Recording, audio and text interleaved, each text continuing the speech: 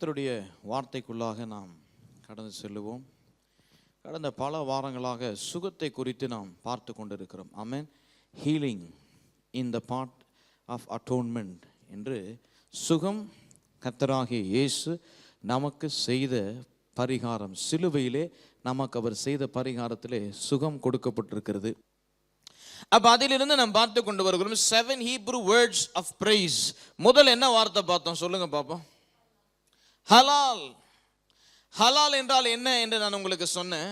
To act madly, to become foolish in celebrating God. Hallelujah. அதாவது யாடா என்று நான் உங்களுக்கு சொன்னேன். ஆமென். யாதா is a second Hebrew word for praise. யாதா என்றால் என்ன? உங்கள் கரத்தை தேவனுக்கு நேராக உயர்த்தி தேவனை ஆராதிப்பது. ஹல்லேலூயா. மூணாவது வந்துட்டு டவுடா, டோடா. ஆமென். அது நான் உங்களுக்கு என்ன சொன்னேன்? கடந்த வாரம் வந்துட்டு நாம் இதை பேசினோம். டோடா என்றால் என்னன்னு சொன்னேன்? இட் இஸ் சிமிலர் டு யாடா. ஆமென். இதுவும் கரங்களை உயர்த்தி தேவனை என்ன பண்றது? உங்களை மறந்து தேவனை ஆராதிப்பது. ஒன்று, நீங்கள் அறிந்து தேவரை இன்டென்ஸா வொர்ஷிப் பண்றது, கரத்தை உயர்த்தி. டோடான்றது என்னவென்றால் உங்க கரங்களை உயர்த்தி தேவனை அடோர் பண்ணுவது. Hallelujah. Adoring your God and giving him a sacrifice of praise. Hallelujah. இன்றைக்கு நாம் பார்க்க போகிற நான்காவது ஹீப்ரு வேர்ட் ஷபாக். சொல்லுங்க ஷபாக். மூணு பார்த்துட்டு மறக்கவே கூடாது. 7 Hebrew words of praise. நான்காவது ஷபாக். ஷபாக் என்றால் என்ன? It is a moment when you just have to shout it loud and say how good your God is. Hallelujah. It is a moment when you have to shout loud unto God and say how good your Lord is. உன் தேவன் எவ்வளவு நல்லவராய் இருக்கிறார் என்று உன் நாவை திறந்து உரத்த சத்தத்திலே நீ கூறுகிறது தான் ஷபாக். ஹல்லேலூயா. அப்ப ஒவ்வொரு ஹீப்ரு வேர்டுக்கு ஒவ்வொரு அர்த்தம் கொடுக்கப்பட்டிருக்கிறது. உன் நாவை திறந்து நீ தேவனை உரத்த சத்தத்திலே எவ்வளவு நல்லவராய் நீர் இருக்கிறீர் ஆண்டவரே என்று உன் நாவை திறந்து நீ சொல். Open your mouth and say how good my God is. Hallelujah. அதை என்னைக்காவது நம்ம செஞ்சிருப்போமா? என்றைக்காவது நம்முடைய வீடுகளிலே நாம் ஒவ்வொரு நாளும் தேவனை தேடுகிற வேளையிலே நம் நாவுகளை திறந்து ஆண்டவரே எவ்வளவு நல்லவராய் இருக்கிறீர் என்று உரத்த சத்தத்திலே நாம் சொல்லியிருப்போமா? வேதம் சொல்லுகிறது உரத்த சத்தத்திலே Lord how good you are. அப்படி உங்கள் நாவை திறந்து சொல்லுங்கள். தேவன் உங்களுக்கு செய்து வைத்ததை சிலுவையிலே உங்கள் கரத்திலே கொண்டு வந்து கொடுப்பார். ஹல்லேலூயா.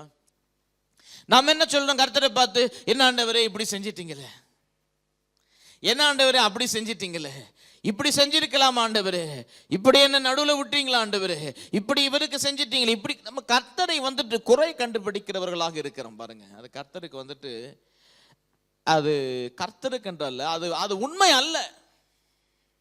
கர்த்தரை குறை கண்டுபிடிக்கிறோம் பாருங்க. ஒரு காரியத்தை நாம் நன்றாய் புரிந்து கொள்ள வேண்டும். ஆவிக்குரிய காரியத்தில் நாம் அறிந்தது கையளவு, அறியாதது மேகமளவு இருக்கிறது. அதாவது known is a drop, unknown is an ocean in the spiritual realm. ஆவிக்குரிய மண்டலத்திலே நாம் அறிந்து வைத்திருக்கிறது ரொம்ப சின்னது, ஆனால் அறியாதது சமுத்திரத்தை போல இருக்கிறது. அப்படி இருக்கும் பொழுது எல்லாவற்றுக்கும் கர்த்தரை போய் குறை கண்டுபிடிச்சிட்டு இருக்க கூடாது பாருங்க. அது மிகுந்த ஒரு பிசாசுக்கு பிடித்த ஒரு காரியம், கர்த்தரை குறை கண்டுபிடிப்பது. அவனுக்கும் பாருங்க அதான் வேலை. எனக்கு கர்த்தருக்கு எதிர என்ன அவனுக்கு ஒரு ஒரு பொறாமை. அவனும் குறை கண்டுபிடிச்சான். கர்த்தர் இல்ல, இவர் தான் அங்க உட்காருவாரா? அந்த மவுண்ட் ஆஃப் அசம்பிளில இவர் தான் உட்காருவாரா? நான் உட்கார கூடாதா? அப்ப போய் எல்லா தூதர்களை வந்துட்டு அவன் பக்கமாக அவன் திருப்புகிறான் பாருங்க. நான் உட்காரணும், அவர் உட்காருது, நான் உட்காரணும். அப்ப குறை கண்டுபிடிக்கிறான். எவ்வளவு மகிமை, எவ்வளவு மேன்மை, எவ்வளவு ஆசீர்வாதத்தை அந்த தூதனுக்கு தேவன் கொடுத்திருந்தாலும் அவன் என்ன பண்றான் பாருங்க, கர்த்தருக்கு எதிரே குறை கண்டுபிடிக்கிறான். அவ்வளவு ஆசீர்வாதத்தை வைத்துக் கொண்டு அப்ப அது ஒரு சத்துருவினுடைய சுவாபம் பாருங்க. உடனே சத்துரு கீழே தள்ளப்படுகிறான். உனக்கு கொடுத்தது நீ பார்க்கல, கொடுக்காததை பற்றி நீ பேசுற, அதுவும் என் இடத்தையே நீ கேட்கிற. ஆகவே நீ என் சமூகத்தில் நிற்க தகுதியை இழந்தாய். You have lost your position to stand in my glory, in the presence, so you are pushed from my glory. அப்ப இன்றைக்கு பாருங்க, நம்முடைய வாழ்க்கையில ஒரு காரியத்தை நன்றாய் விளங்கிக் கொள்ள வேண்டும். கர்த்தரின் மீது குறை கண்டுபிடிக்கிறது நிறுத்தணும். பாருங்க, முதல் நம் வாழ்க்கையில என்ன குறை இருக்கிறது என்பதை நாம் பார்க்க வேண்டும். ஒரு பேப்பர் எடுத்துக்கிட்டு, ஒரு நல்ல A4 ஷீட் பேப்பர் எடுத்துட்டு, ஒரு பென் எடுத்துட்டு உட்கார்ந்து என் வாழ்க்கையில என்ன குறை நீங்களே எழுதலாம். பாருங்க, உங்களுக்கே தெரியும் என்ன குறை இருக்குன்ட்டு. அப்ப இத்தனை குறை நம் வாழ்க்கையில வைத்துக் கொண்டு கர்த்தரை குறை சொல்லுவதற்கு எப்படி நமக்கு மனசு வருகிறது? நிறைய பேர் கர்த்தரை பத்தி நல்லா பொண்ணு பாருங்க, நிறைய தப்பா பேசுவாங்க. அவங்களுக்கு கர்த்தர் இப்படி செஞ்சுட்டாரு, கர்த்தர் இப்படி செய்யல, கர்த்தர் இதை செஞ்சார், அதை செஞ்சார், கர்த்தரையே குறை சொல்லுவாங்க. பாருங்க, இன்றைக்கு வேதம் சொல்லுகிறது how good your Lord is என்று உங்கள் நாவுகளை தெரிந்து சொல்லுங்க. அப்பதான் என்ன பண்ண சத்துரு பாருங்க, அவனுடைய வேலை என்ன தெரியுமா? கர்த்தரை ராங்கான ஆங்கிள் உங்களை பார்க்க வைப்பான். பிசாசினுடைய ஒரு தந்திரமே என்னவென்றால், தப்பான பார்வை கர்த்தரின் மீது, கர்த்தரை நீங்கள் தவறான பார்வையிலே பார்க்கும்படி செய்வான். ஆமென். நீங்க ராங்கா கர்த்தரை புரிஞ்சு கொள்ளும்படி அவன் செய்வான். புரிஞ்சு அதுலயே உங்களை வச்சு என்ன பண்ணுவான்? கன்சிஸ்டன்டா உங்களை மெயின்டைன் பண்ணுவான். அதுல உங்களை விடவே மாட்டான் வெளியே அந்த கூண்டுல இருந்து. ஒரு விதமா உங்களை கர்த்தரை பார்க்க வச்சுட்டு அங்கேயே மெயின்டைன் பண்ணிட்டு இருப்பான் அவன். ஏன்னா விட்டானா அவன் கதை வந்துட்டு முடிஞ்சது. பாருங்க, சரியான விதத்திலே கர்த்தரை பார்க்க வேண்டும். கர்த்தரை கர்த்தராய் பார்க்க வேண்டும். அல்லேலூயா. அப்ப நாம அவர் எப்படி பார்க்க கூடாது? நம் கண்களிலே பார்க்கிறோம்னா, ஆண்டவரே உங்களை பார்ப்பதற்கு எனக்கு கிருபை கொடுங்க. ஆமென். உங்களை அறிகிற அறிவினாலே என்னை விருத்தி அடைய செய்யுங்க. அப்ப கர்த்தருடைய ஞானத்தினாலே, கர்த்தருடைய உதவியினாலே, அவருடைய ஆவியினுடைய என்ன சொல்லுகிறது, அவருடைய ஆவியினுடைய ஒத்தாசையினாலே தான் நம்ம என்ன பண்ணணும்? அவரை பார்க்கணும். அப்பதான் சரியா பார்ப்போம். இல்லைன்னா சத்ருவானவன் நம்மை தவறாய் பார்க்க வைத்து விடுவான். தவறாய் பார்ப்போமானால் நம்முடைய வாழ்க்கையை சீர்குலைத்து போகும். மற்ற வார்த்தைகள் ஷபாக் என்ற அந்த வார்த்தைக்கு சொல்லுகிறார்கள் க்ளோரி. நாம் சொல்றோம்ல, கிவ் க்ளோரி டு காட் சொல்றோம் இல்லைங்களா? ஒரு காரியம் அருமையா இருக்கும் பொழுது, ஒரு ஒரு ஒரு ஒரு டெக்கரேஷன் அருமையா இருக்கும் பொழுது நம்ம என்ன சொல்றோம்? க்ளோரி என்று சொல்லுகிறோம், மகிமை என்று சொல்லுகிறோம். மகிமையா இருக்க, க்ளோரியஸா இருக்க, அழகா இருக்கும் பொழுது நம்ம சொல்றோம்ல. ஷபாக்கு இன்னொரு அர்த்தம் க்ளோரி என்று சொல்லுகிறார்கள். அடுத்தது பிரைஸ் என்று சொல்லுகிறார்கள். மூன்றாவது ட்ரையம்ப் என்று சொல்லுகிறார்கள். ஆமென். மூன்று காரியத்தை சொல்லுகிறார்கள். apart from shouted loud that the Lord is good, அதோடு கூட இந்த மூன்று காரியத்தை அவர்கள் சொல்லுகிறார்கள். ஆமென். வாசிப்போம் பாருங்க, சங்கீதம் 145 அதிகாரம் 4. தலைமுறை தலைமுறையாக உம்முடைய கிரியைகளின் புகழ்ச்சியை சொல்லி உம்முடைய வல்லமையுள்ள செய்கைகளை அறிவிப்பார்கள். தலைமுறை தலைமுறையாக உம்முடைய கிரியைகளின் புகழ்ச்சியை சொல்லி. அல்லேலூயா சொல்லுங்க, சொல்லி. அவருடைய கிரியைகளின் புகழ்ச்சி, the works of God should be uttered. அல்லேலூயா. கர்த்தர் செய்த காரியத்தை, கர்த்தர் செய்த நன்மையை உங்கள் நாவுகளை திறந்து நீங்க என்ன பண்ணணும்? சொல்லி. அப்பதான் நீங்க சொல்ல முடியும், how good my Lord is. என் தேவன் எவ்வளவு நல்லவராக இருக்கிறார் என்று நான் எப்படி சொல்ல முடியும்? தலைமுறை தலைமுறையாக அவர் நடப்பித்த கிரியைகளை, அவருடைய புகழ்ச்சியை நான் சொல்லி,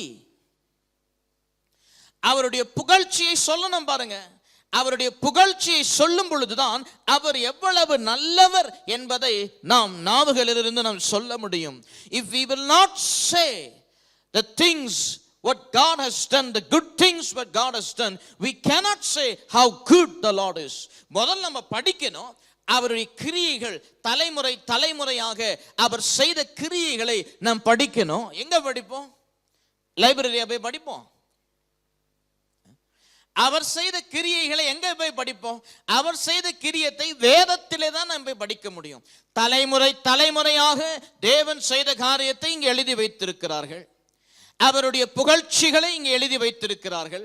அந்த புகழ்ச்சியின் கிரியைகளை நாம் என்ன செய்யணும்? நம்முடைய நாவுகளை திறந்து நாம் சொல்ல வேண்டும். அல்லேலூயா சொல்லுங்க. நம்முடைய நாவுகளை திறந்து நாம் சொல்ல வேண்டும். அப்படி நாம் சொல்லும் பொழுது நாம் சொல்லுவோம், கர்த்தர் எவ்வளவு நல்லவராக இருக்கிறார். அல்லேலூயா. திருப்பம் பாருங்க, சங்கீதம் 78 அதிகாரம் 4 வசனம். அதான் கர்த்தர் இங்க சொல்றாரு, பின்வரும் சந்ததியான பிள்ளைகளுக்கு நாங்கள் அவைகளை மறைக்காமல் கர்த்தரின் துதிகளையும் அவருடைய பலத்தையும் அவர் செய்த அவருடைய அதிசயங்களையும் விவரிப்போம். அல்லேலூயா. அப்போ கர்த்தருடைய காரியத்தை, அவருடைய பலத்தை, அவருடைய மகத்துவத்தை, அவருடைய அதிசயங்களை பிள்ளைகளுக்கு நாம் விவரிப்போம். அப்ப பிள்ளைகளுக்கு நான் விவரிக்கும் பொழுது அங்கே ஒரு காரியம் நடக்கிறது. என்ன நடக்கிறது? தேவன் இவ்வளவு நல்லவரா, how good the Lord is என்று உங்கள் பிள்ளை சொல்லணும். how good the Lord is என்று உங்கள் வீட்டார் சொல்லணும். how good the Lord is என்று உங்கள் சந்ததியார் சொல்லணும். அப்போ அவருடைய கிரியைகளை மறைக்க கூடாது, அவருடைய புகழ்ச்சியை மறைக்க கூடாது. அதை நீங்கள் எழுதி வைத்து உங்கள் பிள்ளைகளுக்கு சொல்ல வேண்டும், கற்றுக் கொடுக்க வேண்டும். கர்த்தர் எவ்வளவு பெரியவராக இருக்கிறாரு. அல்லேலூயா. கர்த்தர் எவ்வளவு மகத்துவம் உள்ளவராக இருக்கிறாரு, கர்த்தர் எவ்வளவு மகிமை உள்ள தேவனாக இருக்கிறாரு என்ற காரியத்தை நீங்கள் உங்கள் பிள்ளைகளுக்கு சொல்லுவீர்கள். ஆனால் அவர்கள் என்ன செய்வார்கள்? தேவனை அவ்வளவு நல்லவர், என்னுடைய ஆண்டவர் என்று சொல்லுவார்கள். அல்லேலூயா. அப்ப சிறு வயதிலிருந்தே அவர்களுக்கு இந்த ஷபாக் செய்யும்படி நீங்கள் கற்றுக் how good the Lord is. இதையெல்லாம் சொல்லிவிட்டு ஆண்டவரும் இரட்சகருமாக இயேசு கிறிஸ்து சிலுவையில் என்ன செய்தார்?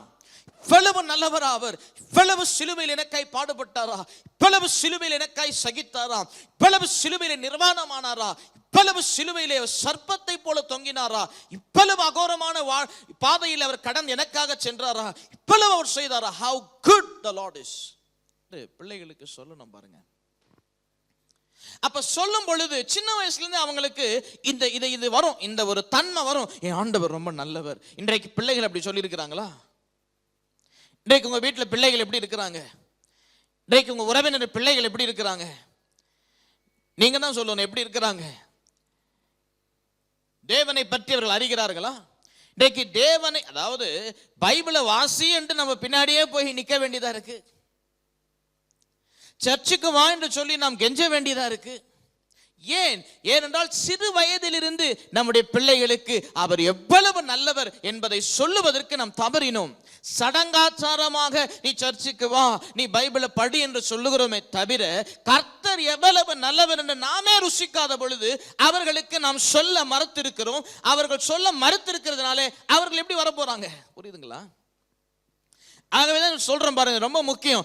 நாம் கர்த்தருடைய புகழ்ச்சிகளை மறைக்க கூடாது. அவருடைய மகத்துவத்தை, வல்லமையான கிரியைகளை, அதிசயங்களை நம்முடைய பிள்ளைகளுக்கு, நம்முடைய உறவினர்களுக்கு நாம் எடுத்து சொல்லி அவர் எவ்வளவு நல்லவர் என்பதை நாம் சொல்லும் பொழுது அது நம்முடைய உள்ளத்தில் ஆழத்திலே செல்லும். இது ரொம்ப மிக முக்கியமான ஒரு காரியம். இதை தேவன் எக்ஸ்பெக்ட் பண்றாரு. ஆமென்.